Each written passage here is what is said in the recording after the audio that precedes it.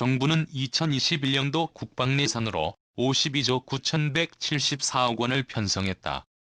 이는 올해보다 5% 증가한 수준으로 문재인 정부 출범 전인 2017년 40조 3,347억 원이던 국방 예산은 4년 만에 약 12조 원이 증가했다. 연평균 7% 수준의 국방 예산 증가 추세다. 현 추세라면 2020년대 중반 일본 추월 예상. 정부는 지난달 10일 국방중기 계획을 발표했는데 향후 5년간 투입할 국방 예산은 약 300조 원으로 예상된다. 이런 추세를 이어갈 경우 2020년대 중반께 일본의 방위비를 추월할 것으로 예상된다.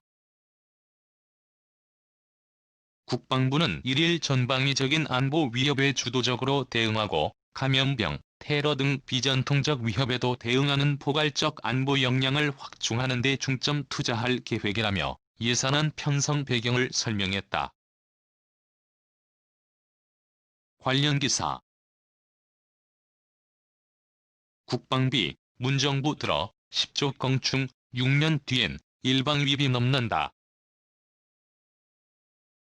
무기를 구매하고 개발하는 방위력 개선비는 17조 738억 원으로 전체 국방 예산 중 32.3%를 차지했다. 북한 핵 WMD 위협 대응에 5조 870억 원을 편성했다. 전략 표적 타격 전력, 한국형 미사일 방어 구축, 압도적 대응 전력 구비 등 36개 사업이 추진된다. 이와 관련 방사청 관계자는 내년까지 F-35의 40대 인수를 완료할 예정이라고 설명했다. 현재 16대가 국내에 도착한 것으로 알려졌다. 이달 첫 조립에 들어가는 한국형 전투기인 보람의 사업에 9,069억 원, 3,000톤급 차세대 잠수함 건조에 5,259억을 투입한다. 문재인 정부가 역점을 둔 전시작전 통제권 전환에 2조 2,269억 원을 투입한다. 한국군의 핵심 능력을 확보하기 위해 군위성 통신체계의 피아 10별 장비 성능 개량 등 14개 사업에 중점 투자한다. 군사력 강화를 위한 투자도 계속된다. 군 당국은 향후 5년간 무기 도입에 100조 원을 투입한다는 계획이다. F-35 스텔스 전투기 40대를 추가 도입하며 원자력 추진 잠수함과 경항공모함 건조에도 나선다.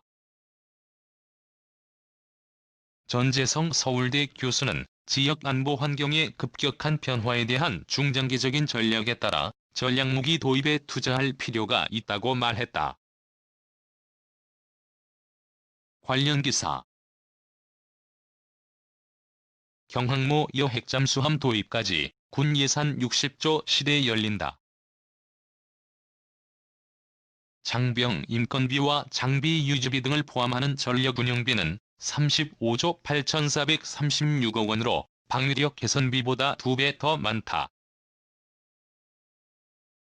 국방비 중 가장 많은 비중을 차지하는 건 20조 5,800억 원을 배정한 병력 운영비로 전체 예산 중 38.9%다. 역시 인건비가 가장 큰 비중을 차지한다. 급여에 총 15조 2,058억 원, 연금에는 3조 798억 원을 배정했다. 인건비의 경우 2020년 14조 5,905억에서 2021년 15조 2,058억 원으로 상승했으나 인상 수준은 다소 낮아졌다. 신종 코로나 바이러스 감염증 영향으로 전반적으로 낮춰진 공무원 인건비 증가율을 반영했다. 군 관계자는 문 대통령이 공무원 인건비 상승은 최저임금 상승률 1. 5%보다 낮은 수준에서 정하라고 요구해 군 인건비에도 적용했다고 전했다.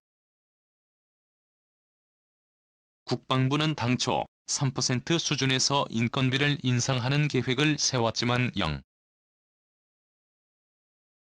0.9%로 조정하면서 2,500억 원이 삭감됐다. 간부 급여는 조금 올리고 고위공무원은 동결하기로 했다. 하지만 병사 봉급은 계속 오른다. 올해 월 54만 900원에서 내년은 60만 8,500원으로 인상된다. 2022년에는 월 67만 6천원에 도달할 예정이다. 예비군 동원 훈련 보상비도 오른다. 올해 4만 2천원에서 4만 7천으로 인상한다. 훈련비는 2016년 7천원을 지급한 이후 2017년 1만원에 이어 2018년 1만 6천원, 2019년 3만 2천원으로 지속해서 증가해왔다. 급식과 피복 지급에도 2조 2,944억 원을 투입한다. 1인당 급식 단가를 3.5% 인상해 올해 8,493억에서 8,790억 원으로 올라간다. 유류 구매 등 군사력을 운영하는 데 필요한 전력 유지비는 15조 2,636억 원으로 28.8% 차지한다. 코로나19와 같은 전염병 확산에 대비한다. 마스크 비축에 176억 원을 배정했다.